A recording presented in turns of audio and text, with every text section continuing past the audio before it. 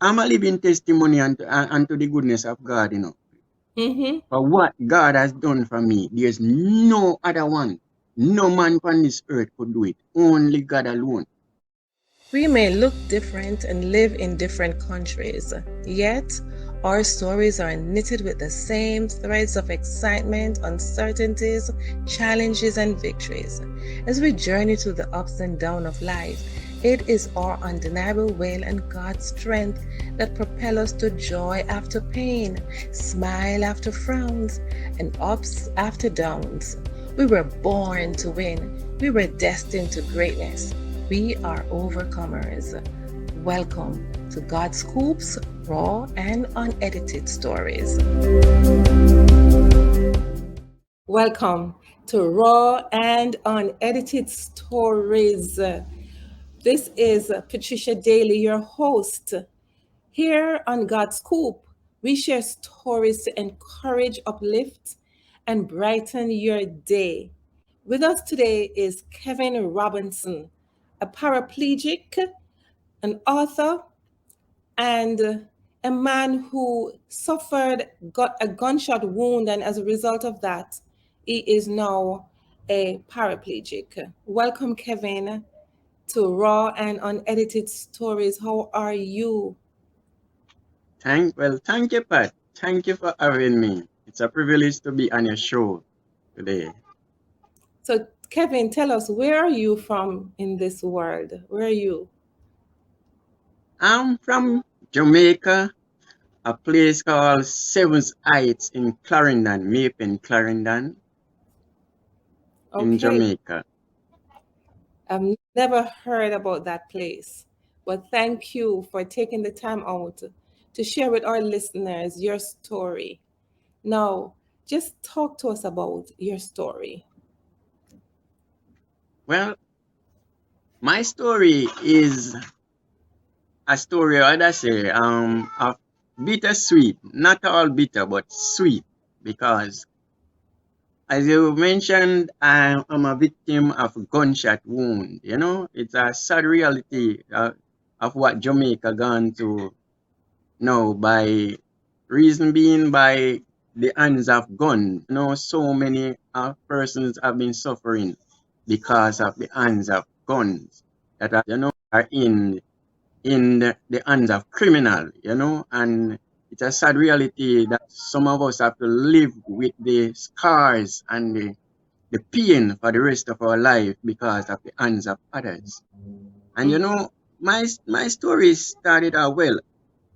I was born in Kingston, Jamaica, Jubilee, and my mother told me that she got pregnant with me when I was young. And You mean when when she she was got young? When she was yes, young? when she Yeah, was young, yes, yeah. yes. She said she got pregnant against her will, actually. And when at the time of birth, because she was young, she said she give me to my grandmother, who was living in the country. And my grandmother, she gave me to my grandmother when I was 10 months old. Mm-hmm. That's from where I was with my grandmother from the age of 10 months old. And my grandmother raised me from that time. And my mother told me that when she come for me at the age of 5, my grandmother told me that my mother told me that my grandmother told her that she's not giving me back to her when Mm-hmm. she want me back. Because at that time, my and my grandmother started to develop a bond. Yeah. My grandmother developed a love for me and then something else. So, I was raised with my grandmother in the country here, where I think she couldn't have given me to a better person than my grandmother. And Yes. as time goes by, I thank God for that every day. Because growing up with my grandmother, I learned so many values of life and discipline Mm-hmm. growing up with Granny. Yes. As when Granny, you know, as a little child growing up, first and foremost, you have to go to Sunday school. Granny going to church, you have to go to Sunday school. You have to learn to do things from a tender age coming up. That was embedded into me as a young man growing up. going to school, you have to get up in the morning, you have to do the dishes, you have to clean the house, and you have goats, you have fowl to feed, you have donkey, so you end that help you to grow up to be a responsible person, learn to take responsibility, learn to care, and then something there help me to be a better person I mean, that I am. Kevin, absolutely. Absolutely. I can attest to that too, because I also grew up with my grandmother. So Uh, I know exactly what you're talking about. Kevin, where's grandma now? Sadly to say, Granny has passed away this year. Mm-hmm. Granny had passed away the 11th of May and buried on June. She passed away at the age of 98. Okay. She And it, lived a very long life. all the way, it's me and her was living. All the way, me and her living. At the time, here, so it wasn't where I was living before. I was living same place in the community, but at a different place. But I was going through some challenges down there with a other family member who it was abroad and come out, and we start have some issues, and persons in the community see and ask about how them can get a little help from me, and where I living right now, this person helped me to get here, so to go and live. It does not finish properly because the bathroom facility, the kitchen not finished, and no veranda not finished. But you know, you see, through me as a youth, me grow up to it simplicity and humble beginnings, so me learn to do well with what I have. I does not fret and worry myself, and Yes. yeah, so I do a lot of things for myself because I cook for myself. I used to wash for me and my grandmother. And I Yes. used to do, I change my sheet on my bed. I can pull up my hair and I wash my hair because I love my hair, so me Mm-hmm. love to keep my hair and so on. But Kevin, let me interject a little bit. I'm sorry to hear about your grandmother's passing, and I know that you miss her terribly. Can you just talk a little bit about that before we move on? well, granny, granny gone now. I'm telling you, it leave a big void in my heart that I don't think it can fill by anything or say person anyone else because the love and the bond that I have from my grandmother, I don't think that even word can compare that love Mm-hmm. that I have for my grandmother. Mm-hmm. It's an Mm-hmm. unbreakable bond. Even though she gone, Mm-hmm. a part of her still lives within inside me.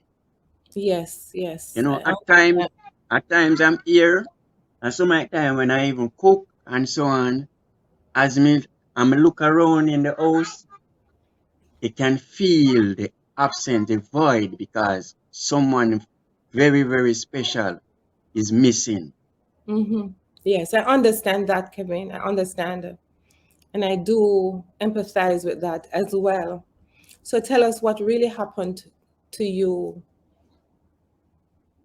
Well, I was down here with Granny and growing up. I have some other brothers by my father's side, and they were all living in Kingston. So when I was about 12, I think 12, my grandmother said she's gonna send me up there to spend some time with them, holiday and so on. So I go up there, and because I'm a brother, then we not really used to and hang around. Me up there, go spend a little time. Me up there till a little time turn into a long time. Till me end up start go to school, start go to all age school up there. Mm-hmm. And while I was up there growing up, first and foremost, I used to when I was down here, I used to do a little selling out of me pen.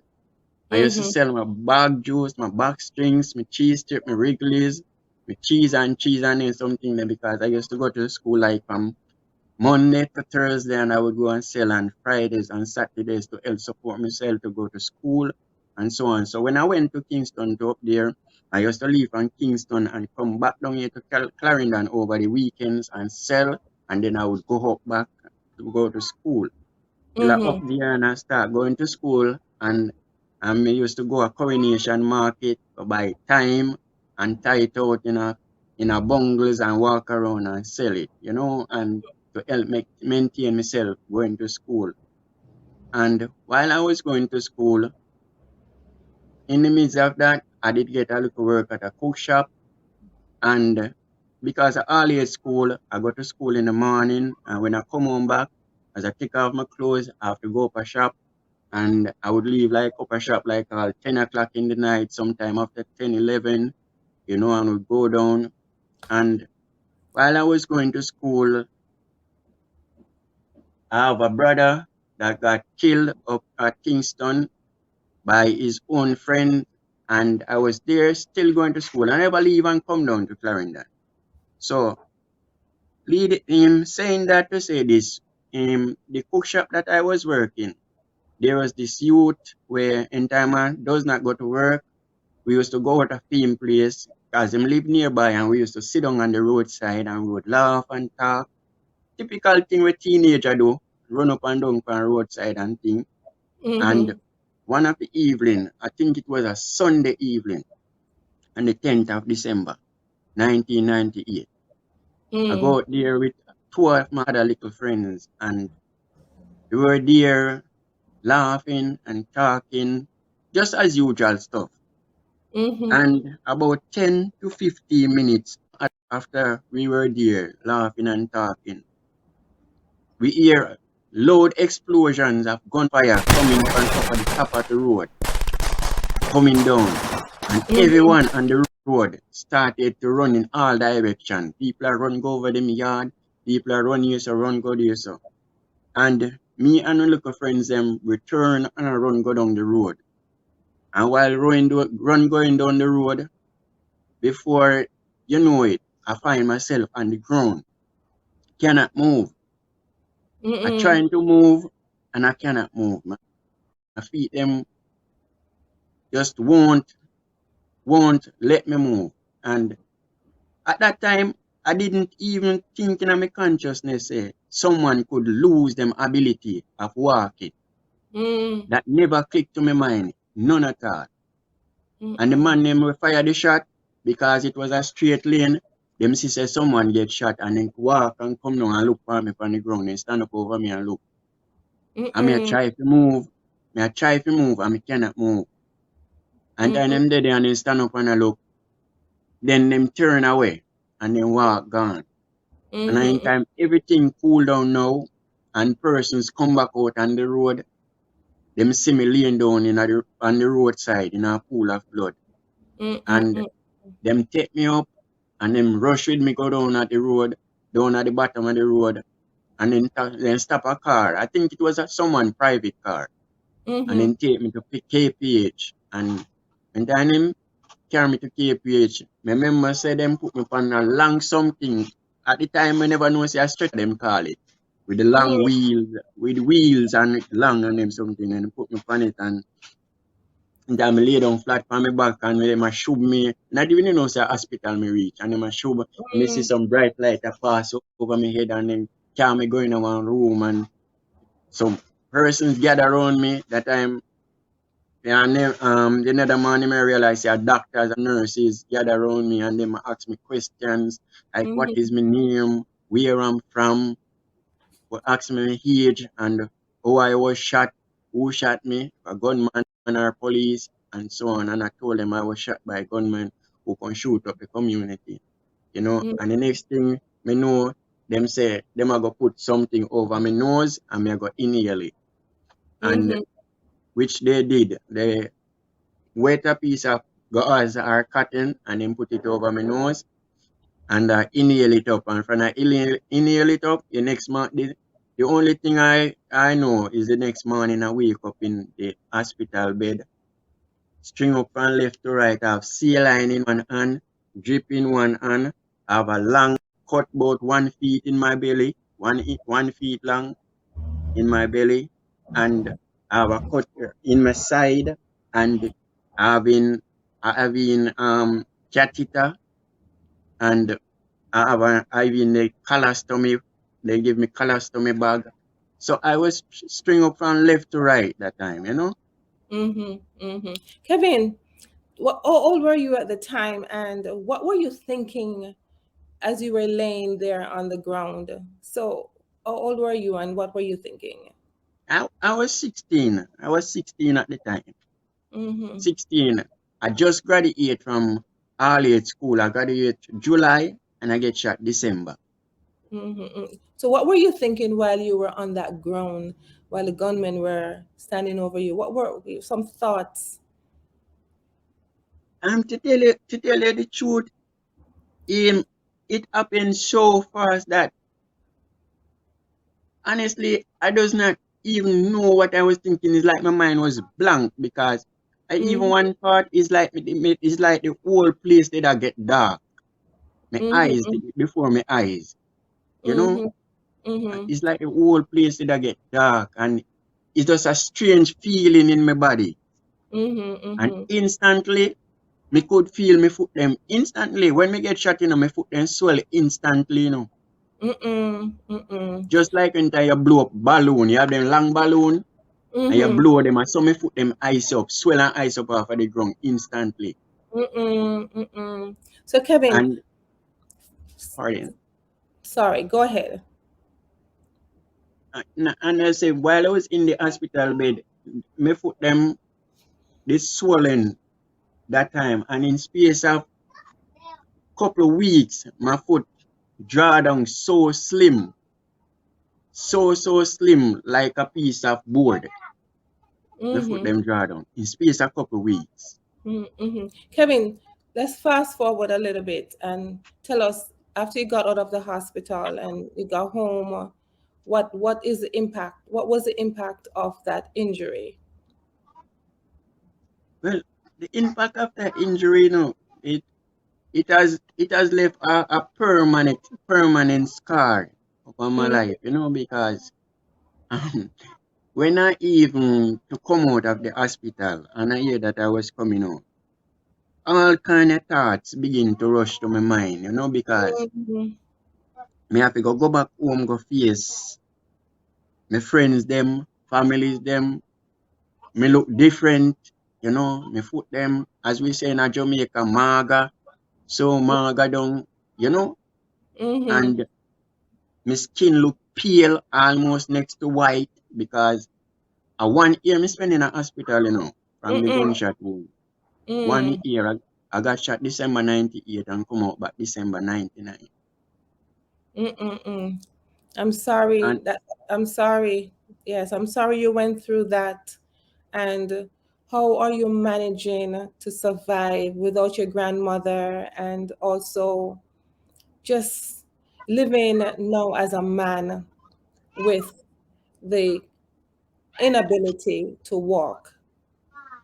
well, first, before I get there, you see, within the 1 year that I was in the hospital, I may tell you, my granny dead and gone, but may God bless her soul and help her soul to find rest, because you see the 1 year while I was in hospital, when me not see no one else for the 1 year straight, me can bet my life say every week my granny left from Clarendon and I Mm, come straight to Kingston, come visit me. mhm, And mhm, she reached there early before doctor start to run ward mhm, a morning time. mhm, mhm, And she mhm, left from how much miles, hundreds of miles, come to mhm, Kingston. mhm, And I really, really give God thanks to my grandmother. mhm, My mother said to me sometimes, she said, Kevin, come in and where she check, she think that I carrying grievances. She said, Kevin, I never give you away to your grandmother, my uncle give her, she keep you because she get pregnant when she young. So mhm, I never she give me away. Me tell her, Mommy, look here. You may feel say me I carry grievances, but I'm not one of those persons. You see, you did have to give me to my grandmother. There is mhm, no other person you could give me to because you give me to my grandmother. And the reason being, over the years, I see where God did have me for a purpose to play a very important role in my grandmother's life before she passed away. Mm-hmm. And I was the only one to be here with my grandmother, taking care of her, even though I'm at one place. I cannot walk. Mm-hmm. You know, Kevin, I was, pardon? do you have a wheelchair? And how do you support yourself as a paraplegic? Well, to be honest, I support myself, it's not really me support myself, it's God that provide for me because I survive, is persons out there, friends who would support me and my mother because not even my father, my father does not show any care. Till 1 year straight, him not come look for me, him not call me. One night time him come down here, I say to him, I say, man, I say you behave, man. Me say that's why when time persons ask me say what happened to my father, me say the only thing me can tell them say him don't care much. Me say me shouldn't tell them that. Me say but at the truth, say a September me born, me no go round corner me talk straight. Is the truth. You don't care, you not sure no care. Because me Oh, and your mother the here, which is my granny. And you not even come down here and look for us. You not even call. Them they are mm-hmm, not sure care. I You know? can So understand. Kevin, sorry to interject, but I can understand. But let me ask the question again. Do you have a wheelchair? oh, yes, I did. I did get a wheelchair from up to now I does not know directly who I get it from because it's the cleaner that did told me that I get a wheelchair because when I did wrote it on the cleaner in a story that I'm seeking one of the motorized wheelchair Mm-hmm. and God is so good that when I did put it out, a lady did I'm overseas did reach out to me and call me and say, Kevin, you know that I want to buy a wheelchair there, and she sent me go find out how much. When I did go up to Kingston to find out how much for the chair, it was 280,000 for one motorized one. Mm-hmm. And I come back and I told her, and she said, all right, then I'm going to send you the money to buy the chair. She Mm-hmm. sent the money, but I guess it was too much because she did send 300,000 and Western Union wouldn't let it go because it Mm-hmm. was too much and it returned back to her. And she said, Kevin, me have to buy you the wheelchair then. So in Mm-hmm. that time, I heard that the cleaner called me and told me that someone is going to give me a chair. So Mm-hmm. when I called back the same lady who sent the money and it returned to her, I told her that, look here, I heard that I'm going to get a chair, but yes, I go on. Don't close your offer. May I keep your offer open just in case this one no work out, you know? Mm-hmm. So Mm-hmm. over the time, the cleaner call me and tell me say the wheelchair is here and them send it come give me and me call back the lady and tell her say, you know that me get the chair? And she say, yes.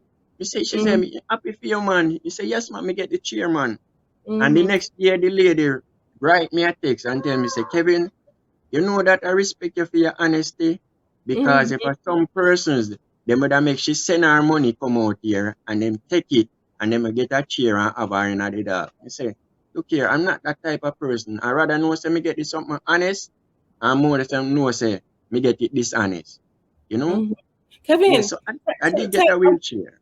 thank you, and thank you for your honesty as well too.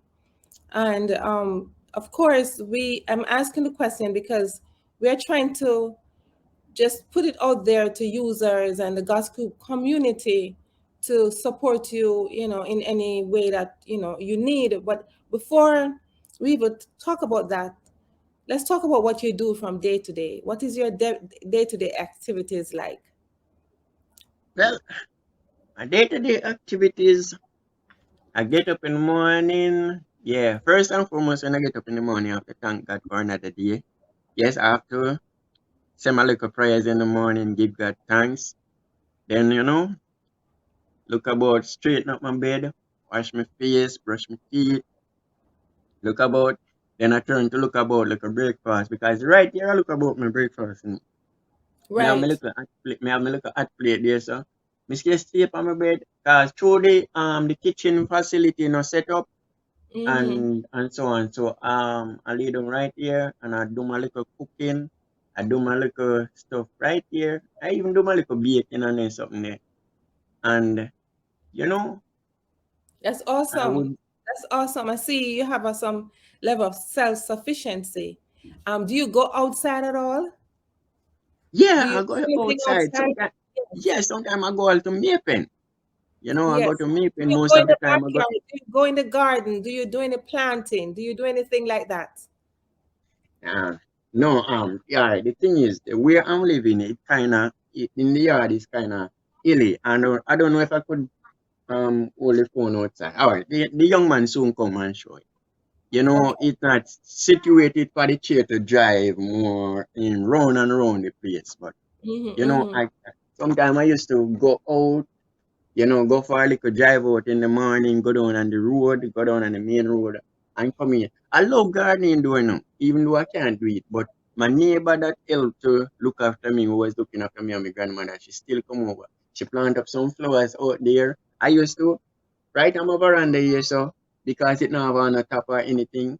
I used to get some pans like them jugs and the bath, them stuff there. And I used to let them fill it up with dirt and they would carry and I'd let them carry it to me. And I used to buy my sweet pepper seed, my carrot, and all those stuff. I even callaloo seed. And I would mm-hmm. sow it in there and let them put it on the veranda there. So and in the morning I would have my spray pan where I fill it up with water, and I would spray them, water them in the morning and all those stuff. Okay, Because that's awesome. I used to do stuff because Granny, when I was growing up with Granny used to work at ground. Granny used to have a vineyard, Mm-hmm. and I used to have to help in those in the vineyard as well. So all of Awesome. those embedded in me as a young man growing up. Yes. And Kevin, I also noticed you talk about your grandmother taking you to church, and Oh yeah. you talk about praying. What's your relationship with the Lord now, and has it grown more or grown at all since you have experienced the trauma that you did? Well, to tell you the plain truth, my relationship with God has grown tremendously from I meet this unfortunate accident because meeting this accident has helped me to know God more, know who God is, and know that God is a lifesaver. Him is a provider. Him is a Mm, keeper. He can mm, be everything. He mm, will be your mother, your father, your friend. When you don't see no one else, mhm, God is always there. And you can have that sense of, of His presence there when time you just leave everything into His care. Because I'm telling you, I'm a living testimony unto the goodness of God. mhm, For what God has done for me, there's no other one. No man on this earth could do it. Only God alone. And mhm, me can testify of that because I am what one place. Me can go out there go work. I know say me wouldn't like to work, but to tell you the truth, when time I get shot and leave school, when I leave school, I never leave school with no subject at all. Honestly, I'm not shaming to tell you, never leave school with no subject. You understand? yes, yes. I wouldn't have a problem if me could have, but sometimes I used to say to my friend them say, boy, I would mind if me could have go there in my chair the morning time and just go and look at work, go and do Mhm, something because me used to them thing. mhm. That's why me used to sell from a tender age coming up. Me Right. used to, me used to do little selling a bleach and household product here at Kevin, my home. one But second. One second before we carry on. I want to talk to you about. Give me an instance as we were talking about the goodness of God in your life. Give me one example where God just came through for you, in terms of God, man, blessing. there's so Give me many. some There's so example. many. Yes. All Talk right. to me For about instance, things. let me Yes. tell you, there was this pastor lady who she's a Jamaican. She back and forward, but she reside mostly overseas. She's one of the persons them who play a part to get me here, so where I'm living right now.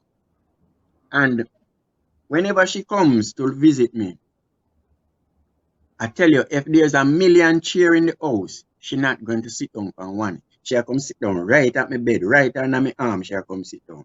I tell you, if Praise a million God. chair, she not sit down on none, right under my arm. So me did have a mattress for my bed where at them first time wire mattress. Mm-hmm. We then call them kaya mattress, something like so, with the wire, the spring in it. So Yes. the spring start to burst and the sharp edges them a come up.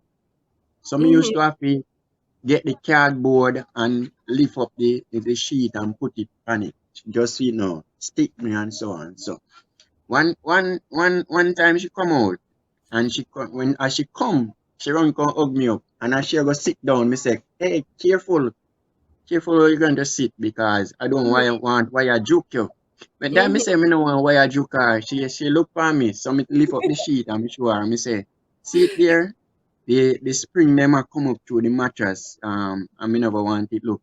It juke you. And you can see the look and the features of her face What a minute, change. Kevin. What a minute. Joke meaning to kind of pierce Stick. our skin. To, up Yes, to the pierce our sticker. skin. Okay, all right.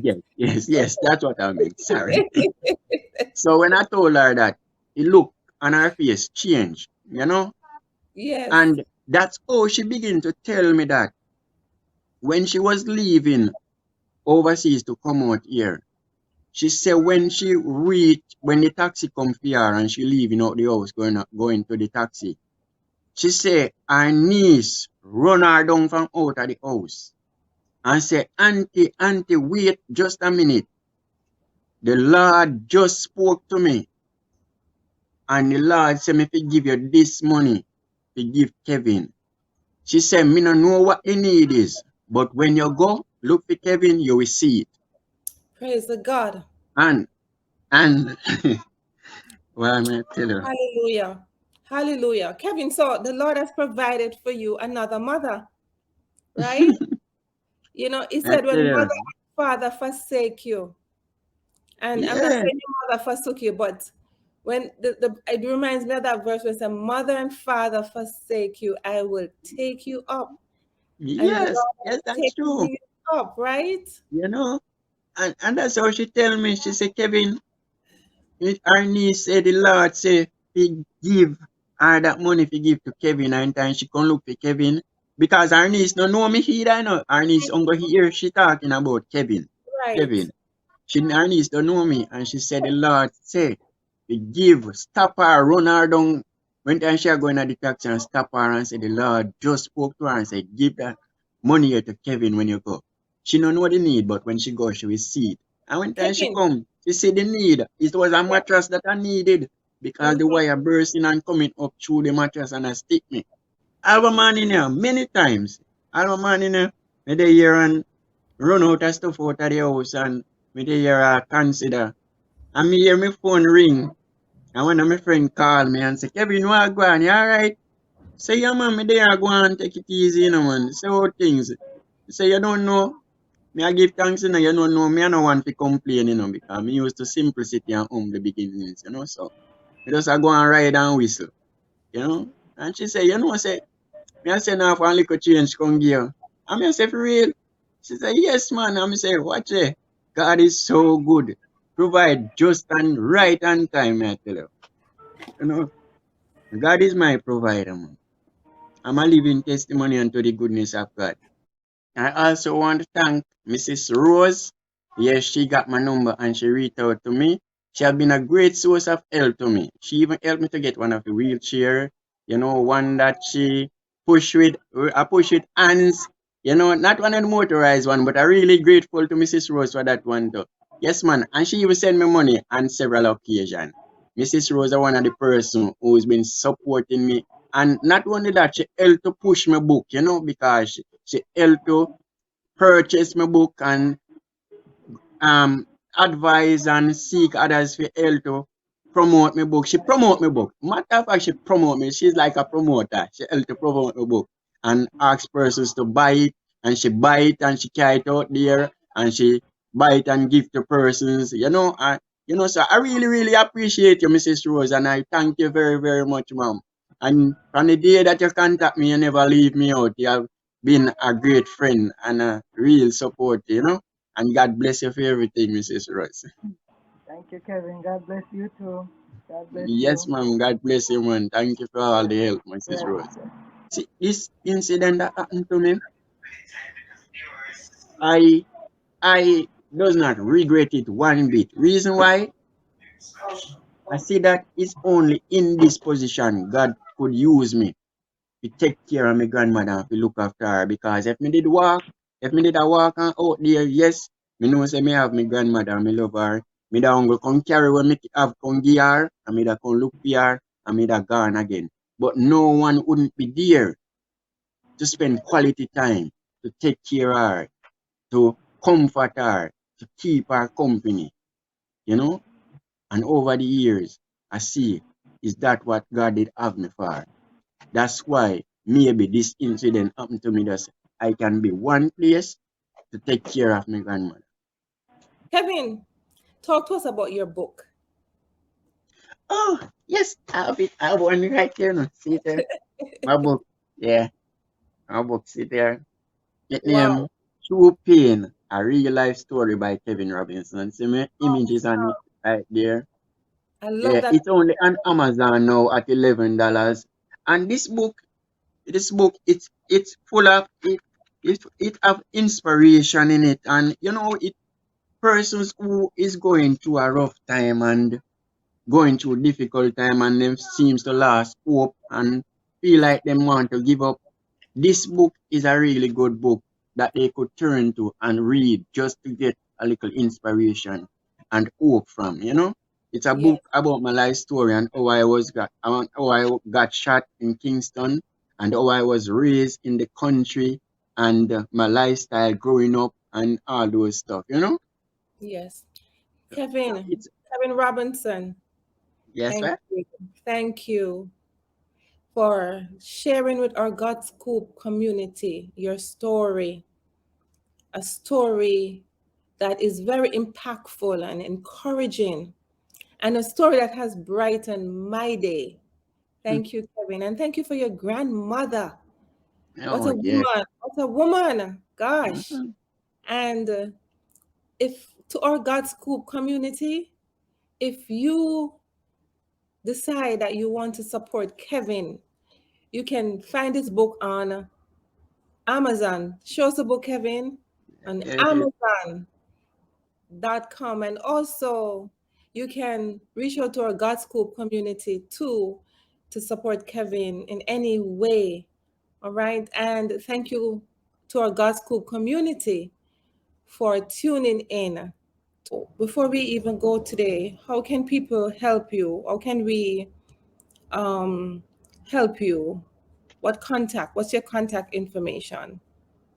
Well, persons who want to help me can contact me personally. Like if they want to send me something by whether Western Union or MoneyGram, they could call me directly. My number is 421 1882. That's 421 1882. And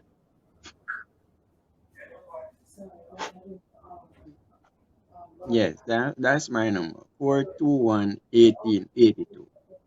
And I would really, really appreciate any help and support that I could get. Thank you to our God School community for tuning in to Raw and Unedited Stories. And if you have a story to share, click the link below in the description button.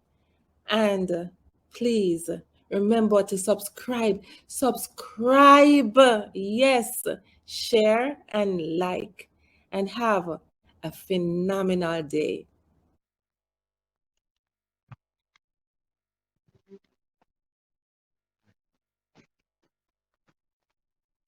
Yes, this is where I'm living. This is my little humble abode. See, this is me from my bed. Come up on. See, see, when I put them all them maga, I saw in space of couple weeks, my foot them draw down small. after me get the shot, just like I said it, you know. And this is where I live in. This is my bed. There, that was Granny's bed over there. This up gonna move up, you know. Go on. That's Granny bed over there, right, Granny. There's the real chair that I got. There's the real chair that I've got. Yes. And around here, so is the bathroom facility. Pack up with all kind of stuff around here. Barrels and stuff, and around here, so burn. That's my neighbor baby father. There he's going to church, go play a drum now, you know. And this is just a humble little life of Kevin Robbins, you know. I live a humble little life, you know.